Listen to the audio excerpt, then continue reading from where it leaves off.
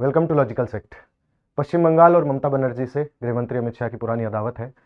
गृहमंत्री अमित शाह ने रिसेंटली कहा कि ममता बनर्जी वेस्ट बंगाल में जमीन प्रोवाइड नहीं करवा रही हैं, जिसके कारण बांग्लादेश बॉर्डर पर सरकार फेंसिंग नहीं कर पा रही है और फेंसिंग न कर पाने के कारण बहुत सारे घुसपैठिए वेस्ट बंगाल में घुस जाते हैं, जिनको ममता बनर्जी राजनीतिक शरण देती है, उनको वोटर बनाती है, वहां से फिर वो पूरे इंडिया में घुस जाते हैं और अलग अलग स्टेट्स में जाकर के उपद्रव पैदा करते हैं। और वेस्ट बंगाल की सरकार उन्हें इसलिए नहीं निकाल रही क्योंकि वो मुस्लिम है और ममता बनर्जी का वोट बैंक है। वो ठीकरा फोड़ते हैं कि बीएसएफ है, वो रोक नहीं रही है। ममता जी, मैं आज आपको इस सार्वजनिक प्रेस वार्ता में पूछना चाहता हूं कि कौन सरकार है, कौन सी सरकार है बांग्लादेश की पूरी सीमा पर जो वाड़बंदी करने के लिए, बॉर्डर पर फेंसिंग करने के लिए जमीन नहीं देती है। अगर आप जवाब न दे पाए तो मैं ही देता हूं। आपकी ही सरकार है जो जमीन नहीं देती है, जिसके कारण फेंसिंग का काम समाप्त नहीं होता है। फिर भी भौगोलिक रूप से कठिन सीमा पर से कोई घुस कर आता है तो कहां जाता है? सबसे पहले बंगाल के गांव में जाता है। आपका पटवारी क्या कर रहा है? आपका थाना क्या कर रहा है? क्यों इसको अरेस्ट नहीं किया जाता? क्यों उस पर केस दर्ज नहीं होता? क्यों इसको वापिस भेजा नहीं जाता? जवाब है कि आपके पास सिर्फ बंगाल में क्यों होती है? क्योंकि आपकी निगहबानी में घुसपैठ कराई जाती है और बंगाल को धीरे धीरे डेमोग्राफी चेंज कर कर आपकी वोट बैंक को पुख्ता करनी चाहती है। इस पर ममता बनर्जी की एक एमपी ने और उन्होंने खुद ने जवाब दिया और कहा कि गृहमंत्री अमित शाह दरअसल एक इनकॉम्पिटेंट आदमी है, अपनी ड्यूटी समय से कर नहीं पाते, इसलिए दूसरों पर आरोप लगाते फिरते हैं। बांग्लाয় শুধু অনুপ্রবেশকারী, কাশ্মীরে নাকি নেই।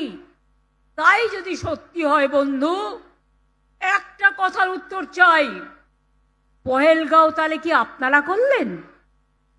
দিল্লিতে কিছুদিন আগে যে ঘটনা ঘটে গেল, অনুপ্রবেশকারী বাংলা ছাড়া কোথাও নেই, তাহলে কি আপনারা করলেন? যত দোষ বাংলা, এই রাজনৈতিক হ্যাংলা।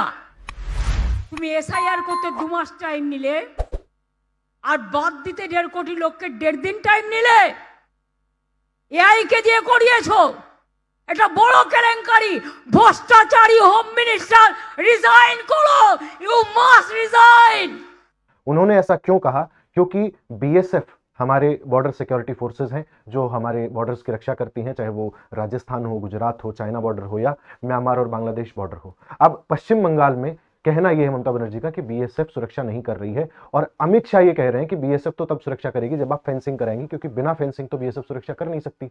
ममता बनर्जी का दरअसल ये कहना है कि बीएसएफ होम मिनिस्ट्री के अंडर आता है, होम मिनिस्ट्री अमित शाह के अंडर आती है, अमित शाह हमारे गृह मंत्री हैं, तो गृह मंत्री जब अपनी किसी एजेंसी से ठीक काम नहीं करा पा रहे तो वो पश्चिम बंगाल की मुख्यमंत्री ममता बनर्जी के ऊपर सवाल कैसे उठा सकते हैं? अब ये राजनीतिक चर्चा इसलिए भी बड़ी हो जाती है क्योंकि रिसेंटली भारत के बांग्लादेश के साथ संबंध कोई बहुत अच्छे नहीं रहे हैं। वहां से आने वाले घुसपैठियों के कारण 1971 का युद्ध एक अलग मोड़ लेके चला गया।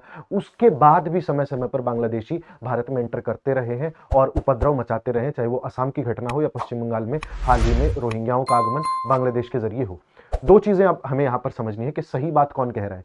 क्या ममता बनर्जी सही कह रही है कि अमित शाह इनकॉम्पिटेंट है और बीएसएफ से काम नहीं करा पा रहे हैं, या अमित शाह सही कह रहे हैं कि ममता बनर्जी जमीन नहीं दे रही इसलिए फेंसिंग नहीं हो रही, इसलिए बीएसएफ काम नहीं कर पा रही है? इस आर्गुमेंट को लॉजिकली समझने के लिए हमें 2-3 चीजों पर ध्यान देना होगा। सबसे पहले तो हमने इस वर्तमान परिदृश्य को समझा और देखा कि करंट स्टेटस क्या है। करंटली दोनों सिर्फ बयानबाजी में उलझे हुए हैं और लोग जो ये नहीं जानते कि सच्चाई क्या है, उनको मूर्ख बनाने की कोशिश अपने अपने तरीके से कर रहे हैं। लेकिन हम इसमें गहराई से जाएंगे और आपको बताएंगे कि सच्चाई क्या है। सबसे पहले आपको बांग्लादेश बॉर्डर को समझना पड़ेगा। भारत और बांग्लादेश का बॉर्डर एक कोई सामान्य बॉर्डर नहीं है, क्योंकि पूरा बांग्लादेश ही भारत से घिरा हुआ है। करीब 4000 किलोमीटर का बॉर्डर लगता है, जिसमें से 2200 किलोमीटर का बॉर्डर करीबन अकेले वेस्ट बंगाल में लगता है। ये जो एरिया है, अगर आप यहां देखें तो यहां तक पश्चिम बंगाल का बॉर्डर लगता है, ऊपर जाएंगे तो मेघालय का बॉर्डर लगता है, यहां आसाम का टच करता है और इधर त्रिपुरा का बॉर्डर और नीचे वेस्ट बंगाल का एरिया आ जाता है। अब इस बॉर्डर को समझने के लिए आपको यह भी समझना पड़ेगा कि ये जो पश्चिम बंगाल है, यहां पर बहुत ज्यादा इन्फिल्ट्रेशन होता है, क्योंकि यहां पर इनक्लेव्स हुआ करते थे पहले, जिनको भारत ने बांग्लादेश के साथ एक्सचेंज कर लिया, कुछ बांग्लादेश से ले लिए, कुछ बांग्लादेश को दे दिए। उन एनक्लेव्स में से बहुत सारा ऐसा इलाका है जो जंगल के अधीन आता है, कोई नदियों का इलाका है, कुछ झरनों का इलाका है, कोई दलदली जमीन है, मैंग्रोव्स है।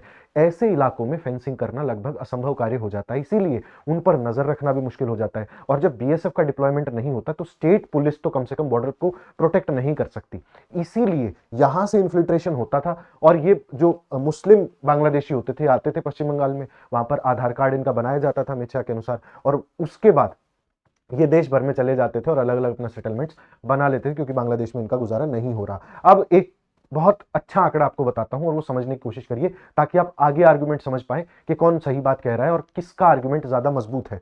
तो फेंसिंग का कवरेज दिसंबर 2025 के अनुसार करीब 1650, मान लीजिए आप इसको, इतना कवर कर चुके हैं 2216 किलोमीटर के फेंस में से, यानी कि 2250 किलोमीटर का टोटल बांग्लादेश के साथ बॉर्डर लगता है पश्चिम बंगाल का, उसमें से 1650 के करीब ये कवर कर चुके हैं। अब जो 570 किलोमीटर का बॉर्डर जो बचता है, जिस पर तारबंदी नहीं की गई है, बाड़बंदी नहीं की गई है, ताकि बीएसएफ उसकी रक्षा कर सके, वो जो बॉर्डर है उसमें से भी 112 किलोमीटर तो ऐसा है जो कि अनफेंस्ड ही रहना चाहिए पश्चिम बंगाल की सरकार के अनुसार, जिसको फेंस किया ही नहीं जा सकता। कारण क्योंकि वो नॉन फिजिबल है। अब यहां या तो रिवर आ जाएगी या लो लाइन कोई एरियाज आ जाएंगे, जिसके कारण सही तरीके से उसको फेंस नहीं किया जा सकता। फॉर एग्जांपल, जैसे नदी है तो नदी को आप कैसे फेंस कर लोगे? अगर बॉर्डर पर से कोई नदी बह रही है, कोई तालाब है, दलदली जमीन है, तो उसको आप फेंस कैसे कर लोगे? और नदी ऐसा तो है नहीं कि सीधे एक लाइन में चलेगी आपके कहने, आपके बॉर्डर के अनुसार। नदी अपना रास्ता बदल लेती है, तो जब रास्ता बदलेगी तो आपका बॉर्डर तहस नहस हो जाएगा। इसीलिए इसको अनफिजिबल या नॉन फिजिबल के अंतर्गत डाला गया था। और जो नेचर ऑफ बॉर्डर है वो ऐसा है कि बहुत ज्यादा नेचुरल कैलेमिटीज इस बॉर्डर एरिया में देखने को मिलती है, साथ ही एडमिनिस्ट्रेटिव डिलेज होती हैं। अब जो यूनियन है वो तो ये कह रहा है कि पश्चिम बंगाल की सरकार जानबूझकर डिले कर रही है, हमें जमीन नहीं दे रही, हमने उनको पैसा दे दिया, हमने उनको सारे साधन उपलब्ध करवा दिए, लेकिन जमीन फिर भी नहीं मिल रही है। अभी जो ग्राउंड पर वायलेंस हो रही है उसका एकमात्र कारण यही है कि बांग्लादेश से लोग आकर के पश्चिम बंगाल में हिंसा फैला रहे हैं, और जो ऑपरेशनल नेसेसिटी है ताकि बीएसएफ जाकर के वहां पर रक्षा कर पाए, उसके लिए जरूरी है कि हम बॉर्डर की फेंसिंग करवाएं। लेकिन फिर एक बात है, फिर ममता बनर्जी वही आर्गुमेंट देती है कि लैंड तो दे देंगे, लेकिन जिम्मेदारी किसकी है? जिम्मेदारी तो अमित शाह की है। और किस चीज की है? बॉर्डर को सुरक्षित करने की। अब देखो, पश्चिम बंगाल सरकार को एमएचए ने पैसा दे दिया, लेकिन पश्चिम बंगाल सरकार एक्वायर ही नहीं कर रही जमीन। क्यों? क्योंकि 31 किलोमीटर की लेंथ ऐसी है जो लोग या तो देना नहीं चाहते या सरकार की फाइलों में उलझी पड़ी है, कैबिनेट की अप्रूवल के लिए अटकी पड़ी है। लेकिन अमित शाह एक बात बताना भूल गए, जो लोकसभा में उनके मंत्री ने आंसर दिया था कि एमएचए ने पेमेंट ही नहीं की है करीब 9.5 किलोमीटर जमीन की, तो स्टेट एक्वायर कहां से करेगा? तो सिर्फ ये कह देना कि स्टेट की गलती है, ये तो गलत बात है। स्टेट लेना भी चाहे तो आपने पैसा ही नहीं दिया है, लेगा कहां से? क्योंकि बॉर्डर जो है वो सेंटर का इशू है और लैंड जो है वो स्टेट का इशू है, राज्य का इशू है। तो जब यूनियन के इशू पर ही काम नहीं हुआ तो स्टेट अपना काम कैसे कर देगा? इस बात को भी समझना पड़ेगा। अब वेस्ट बंगाल की रियलिटी क्या है? वेस्ट बंगाल क्या कह रहा है? वेस्ट बंगाल का सिंपल यही कहना है कि देखो, हमारे पास तो सब्जेक्ट है नहीं, बॉर्डर की सिक्योरिटी हमारी पुलिस नहीं करेगी, बॉर्डर की सिक्योरिटी करना अमित शाह की बीएसएफ का काम है, तो अगर हमारे अंडर जो प्रावधान आते ही नहीं है, हम वो काम कैसे कर सकते हैं? उसके बाद वो कह रहे हैं कि होम मिनिस्टर इनकॉम्पिटेंट है क्योंकि वो बीएसएफ से काम नहीं करा पा रहे। साथ ही प्रोसीजरल मैटर ऐसे कई बार हैं, कई बार अनफेयरली पॉलिटिसाइज करके मैटर को, ऐसे चीजों को लटकाया जाता है ताकि इलेक्शन में इसका फायदा लिया जा सके। उसके अलावा फार्मलैंड है 50 yard inside of the Borderland, तो कई ऐसे गांव हैं जहां पर अगर आप फेंस कर देंगे तो दरअसल उन गांवों को ही बॉर्डर पर काट दिया जाएगा, वो अपनी जमीनों पर खेती करने से, आने जाने से पूरी तरीके से वंचित हो जाएंगे। तो ये भी सरकार की एक बड़ी चिंता है। अब पश्चिम बंगाल की सरकार भी मानती है कि दिक्कत तो है, लेकिन जमीन देने से मना क्यों करती है? जमीन देने से मना करने के 4 मेजर कारण हैं, समझ लो, फिर अमित शाह के झूठ और सच पर आएंगे।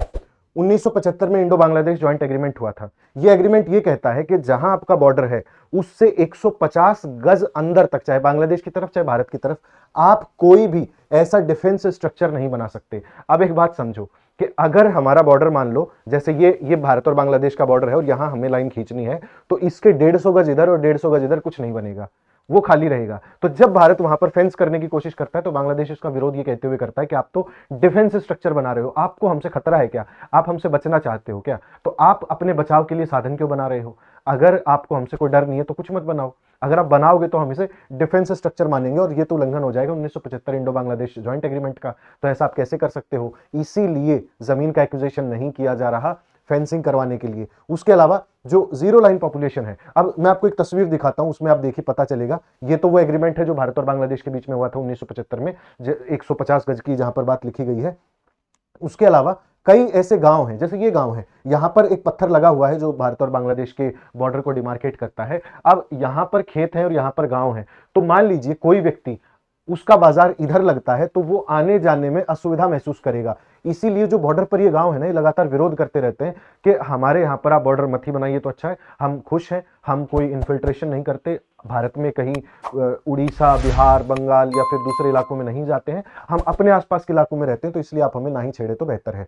उसके अलावा रिवराइन एरियाज मैंने आपसे कहा, और ऐसा इकोसिस्टम है जिसके कारण जमीन खरीदी ही नहीं जा सकती। और ये जो मैं ब्रह्मपुत्र आपको बता रहा था, उसको अगर आप एक बार समझोगे तो यहां से ब्रह्मपुत्र ये आई, यहां बांग्लादेश में एंटर करती है। अब ये देखो, ये जो एरिया है ना, ये आपको छोटा दिख रहा है, लेकिन ये छोटा नहीं, ये कम से कम 60-70 किलोमीटर का एरिया है जहां से ब्रह्मपुत्र बह रही है अलग अलग स्ट्रीम्स में। तो ये 60-70 किलोमीटर के एरिया को आप कैसे कवर कर दोगे?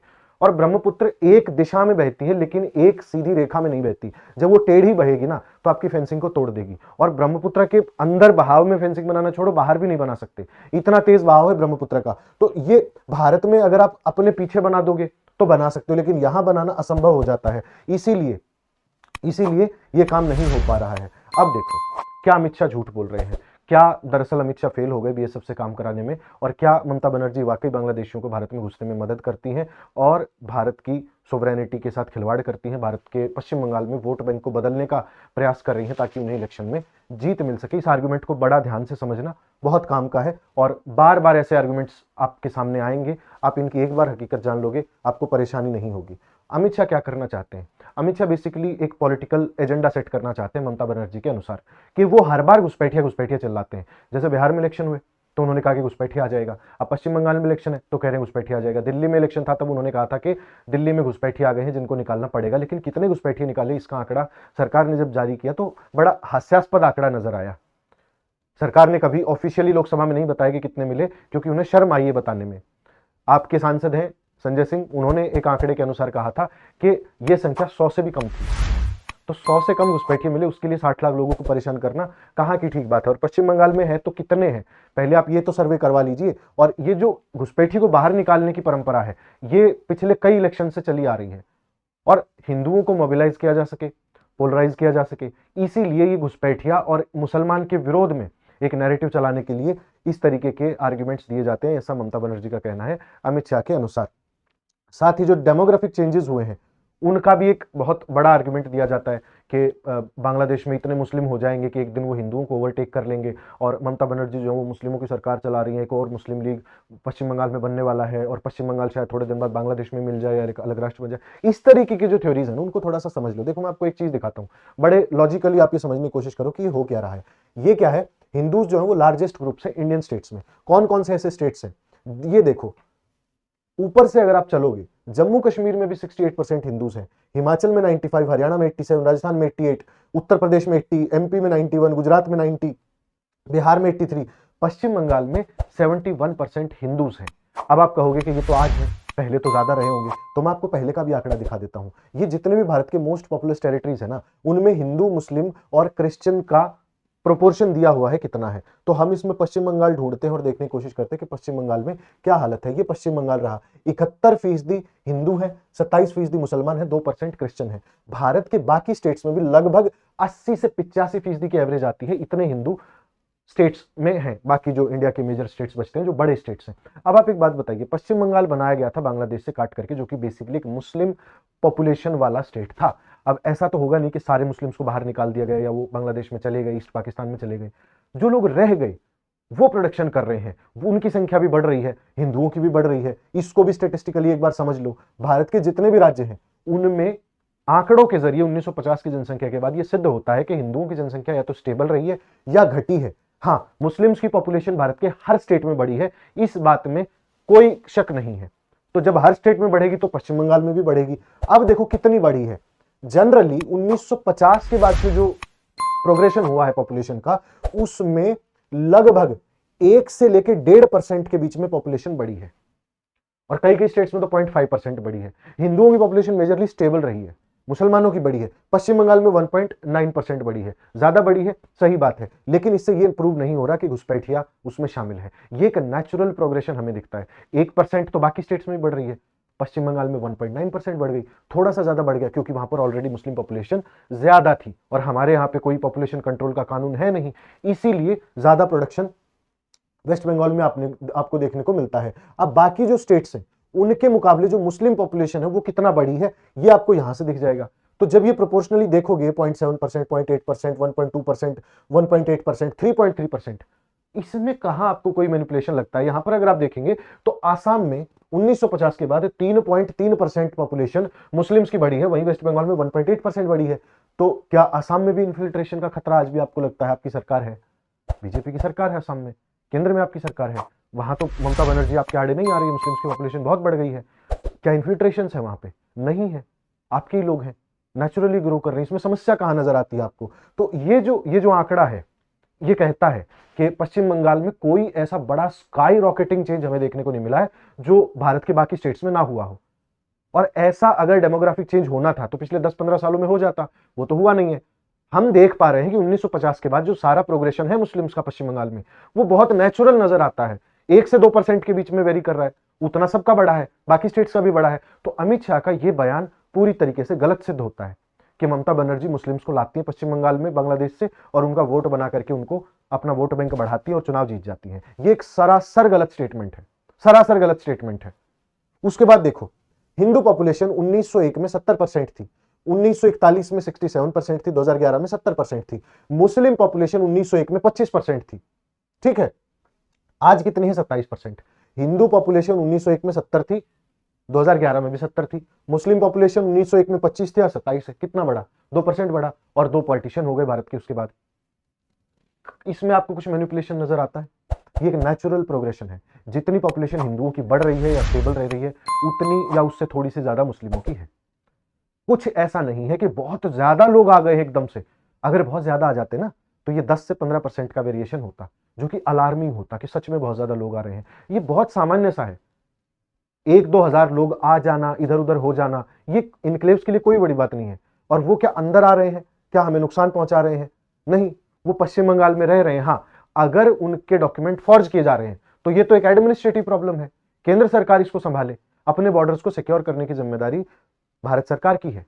तो अगर इन्फिल्ट्रेशन हो रहा है तो उसके और भी तरीके हैं, वो अभी मैं आपको बताऊंगा किन तरीकों से इनको रोका जा सकता है। केवल 3000 लोग पिछले वर्ष में बांग्लादेश से भारत में आए, पश्चिम बंगाल से, और वो भी वो लोग आए जो ड्रग्स की स्मगलिंग करते हैं, कैटल की स्मगलिंग करते हैं, या कुछ जो बहुमूल्य सामान होते हैं उनकी तस्करी करते हैं। तो बेसिकली वो एक क्रिमिनल सिंडिकेट है, ना कि सिविलियन सिंडिकेट जो कि लोगों को भारत में घुसा रहा है। तो जब क्रिमिनल सिंडिकेट है तो उसको सरकार पकड़े, केंद्र सरकार की एजेंसियां उसमें काम करें। पश्चिम बंगाल सरकार को हर बात में घसीटना शायद ये पॉलिटिकल हो सकता है। ये ग्राफ आपको बेहतर दिखा देगा कि हिंदू और मुस्लिम की पॉपुलेशन कितनी बड़ी है और कितनी घटी है। ये ग्राफ देखिए, ये लाइन जो है ये हिंदूज की लाइन है, तो हिंदूज की लाइन यहां से शुरू होकर नीचे जा रही है, इसका मतलब हिंदूज की पॉपुलेशन लगातार डिक्लाइन कर रही है 1981 के बाद। और मुस्लिम्स की पॉपुलेशन अगर आप देखेंगे तो ये जो डॉटेड लाइन है, ये जो डॉटेड लाइन है ये भारत में मुस्लिमों की पॉपुलेशन को दिखाता है, जो 1991 के बाद से थोड़ा सा कम हुई है, बढ़ी नहीं है। और वो यहां इन आंकड़ों से भी आपको पता चल जाएगा। अगर आप इन आंकड़ों में देखोगे तो 1.7% का वेरिएशन आपको नजर आएगा, ठीक है। बाकी और अगर आपको डीपली देखना है तो मैं आपको यहां दिखा देता हूं, percentage share of population by religion 1961 to 2011, किस पॉपुलेशन का कितना परसेंटेज भारत में रहता था, उसको अगर आप देखोगे तो पाओगे कि हिंदूज जो है वो 91 में 84% थे, 2011 में 80% रहे, और उसके अलावा मुस्लिम जो वो 9% थे, ये बढ़ के 14% हो गए। नेचुरल प्रोग्रेशन है, कोई बहुत डराने वाला आंकड़ा नहीं है। तो अगली बार जब कोई डराए तो ये आंकड़े दिखा देना उसको कि भाई पॉपुलेशन बढ़ रही है, नेचुरली बढ़ रही है। इन्फिल्ट्रेशन होता, घुसपैठिया होता, लोग भर भर के आ रहे होते, तो उनके आधार कार्ड अगर बन रहे होते तो ये 5 से 10% का वेरिएशन होता। इतना वेरिएशन नहीं है, लाखों में लोग नहीं आ रहे हैं। उसके बाद देखो पश्चिम बंगाल में मुस्लिम्स कितने हैं, हर जिले में कितने मुस्लिम हैं, कितनी उनकी आबादी है। तो यहां जो है इनको हरे रंग से रंगा गया है, जो जितना ज्यादा गहरा है इसका मतलब वहीं उतना ज्यादा मुसलमान है। ये जो एरियाज है, मुर्शिदाबाद वाले जो एरियाज हैं, इनमें आपको लगातार दिखेगा कि 80% एंड अबव की बहुत सारी जगहों पर मुस्लिम्स की पॉपुलेशन है।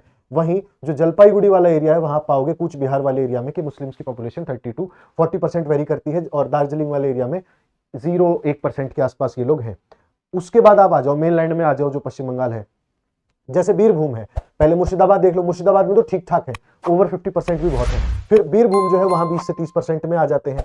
उसके बाद अगर आप नॉर्थ 24 परगना में आ जाओगे तो वहां 70% के आसपास है, हावड़ा में 20-22% के आसपास है, इधर जो पश्चिम मिदनापुर है वहां पर 1%, 2%, 3% है ना। उसके अलावा अगर आप साउथ 24 परगना में आ जाओगे तो 15 से 18%।